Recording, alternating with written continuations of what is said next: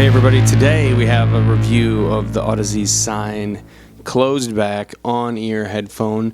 This is the least expensive headphone Audeze has ever produced. They are a planar magnetic technology headphone company, which means that it's a little bit different than your typical dynamic driver. The average loudspeaker and headphone are, comprised of these dynamic drivers. This is a much different technology. Usually very expensive. They make very high-end audiophile headphones, but this is the first time they made something around the $500 price point. That $500 includes a Cypher lightning cable that connects directly to your iPhone or iDevice, which you can see here on the left.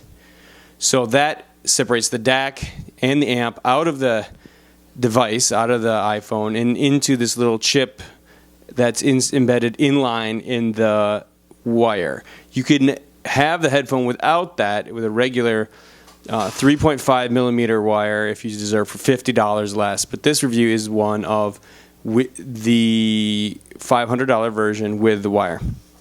So, as I said at the top of the video, this is a on-ear headphone, also closed back, so you can wear it on the subway or on your commute. It won't necessarily bother people outside of you as much. It also does a pretty good job of keeping that noise out of from the outside. It's not the most ceiling headphone I've ever heard, but it does keep outside noise out, so it gives you a little bit better kind of definition inside the ear cup, if you will, instead of an open back headphone, which can leak a bunch of sound in. For $500, it's a little bit on the higher end, if not the most expensive closed back on-ear I've experienced. But for that price, it's also probably one of the best. It is highly defined, if not on par for the expectations for $500, even a little bit above. So for $500, in terms of pure definition, information retrieval, it's way up there. It is at 500 or not above compared to other things you can get at that range. However, from the closed back design and being on ear, it can sometimes have like a more closed in sound that it just seems closer to your head than, let's say, an open headphone does, which projects out further. That's a pretty cool effect to have, but you know what else is pretty cool? Really high definition. In that exchange, it kind of gives you a three-dimensional, really articulate, really just clear picture of what you're listening to. I think that's a very, very good quality to have, and something that I look for in every headphone. Top marks in that range. In terms of the frequency response, everything seems really nice. So everything's really flat, bass isn't overdone, mids aren't pushed forward, treble's not ridiculous. Feels smooth. The transition from low to high is very, very even, which is something that I think is also very, very important.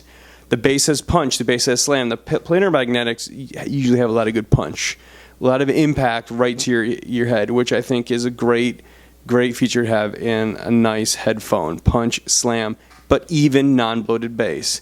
That's what you're looking at with this guy.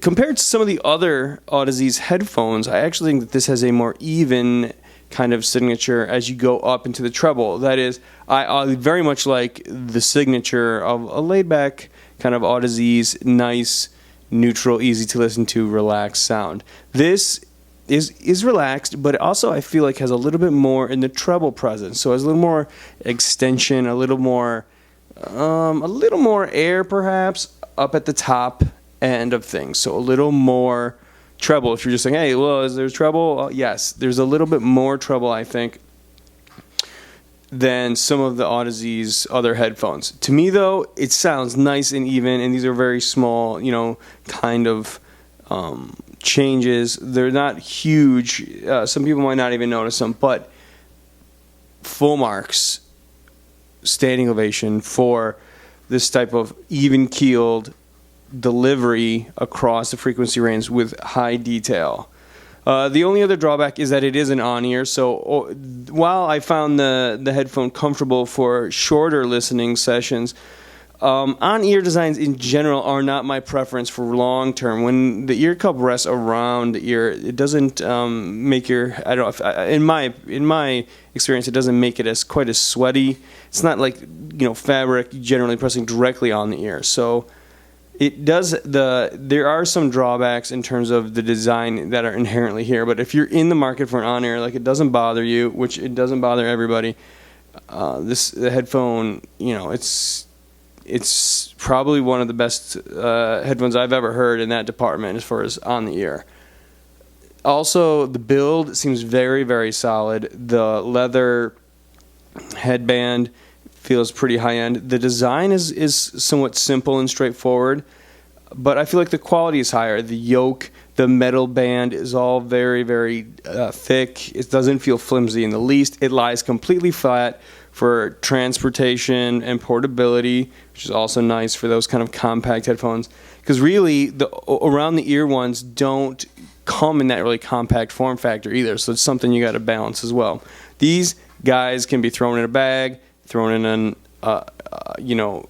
in a flat kind of layout, which really makes them kind of easy to transport. So on the go, definitely something I'd recommend.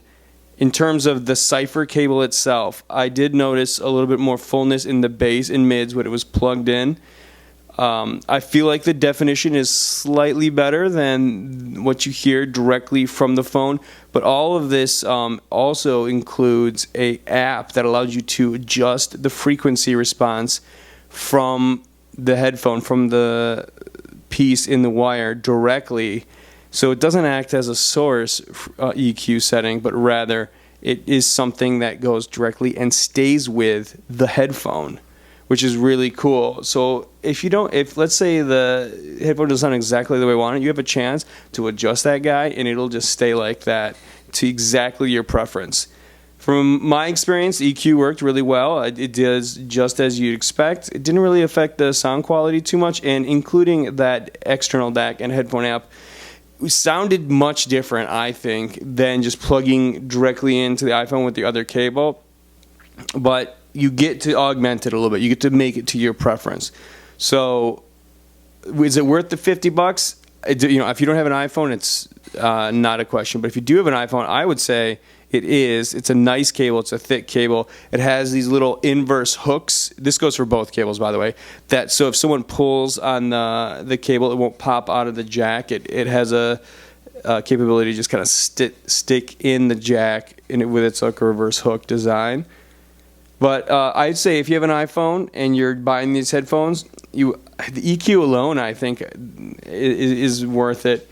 In that if you don't like what you get right out of the box, you can really make it fine-tune it. And for me, I did do a little bit of fine-tuning, but I tend to do all my reviews just as is. So the review for this, I did listen to the cable and listen to the differences, but most of the critical listening I did was on my reference system with the regular analog cable. So to really give it a good apples-to-apples comparison with other things on the market. So this has been the Sine $500 on-ear closed-back headphone by Audeze. A great little buy. I'm so excited to see things evolving in this range, bringing down the technology, making it more portable, making it lighter, make it easier to wear, and then really just making a full package for those iDevices end-to-end that gives you just a couple of steps closer to your favorite music. Thanks a lot for watching. See you guys next time.